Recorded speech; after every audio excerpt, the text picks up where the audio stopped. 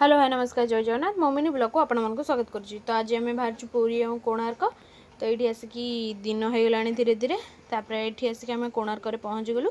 पहुँची सारिकी आम फ्रेश हो गलु। फ्रेश हो सारिकी मुझे गली सी बीच बुलाबुली करने। सी बीच बहुत ठंडा पवन दूसरा तो गरम भी बहुत लगुला। तो आज जेहेतु अमावास्या थिला तो बहुत जोर लहड़ी आसूला। से पाखे थिला शनिंकर गोटे मंदिर आम से गलु।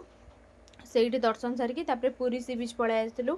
पुरी सी बीच रे गाधे पाधे की मजा मस्ती करी मुझे काकुड़ी खाईदेली कारण काकुड़ी मत बहुत भल लगे। तो से काकुड़ी खाई सारिकी आम बड़दाण्ड को बाहरिलु जगह को दर्शन करने। जगह को दर्शन कर सारापर मत बहुत भल लगे। तो आम ए नरेंद्र पोखरी पलि आलु कारण जेहेतु ठाकुरंकर चाप खेल चलो डंगा बाहरी। तो ये सबू चलती डंगारे माने किसी फटा फटा पड़ुची। तो देखो नरेंद्र पोखरी के छोट छोट माछ मत बहुत भल लगे। गोड़ टिके बुड़े माने से खेची खेची होती देखु बड़दाण्ड केते गहली। मत तो जगह दर्शन करी मत बहुत भल लगे।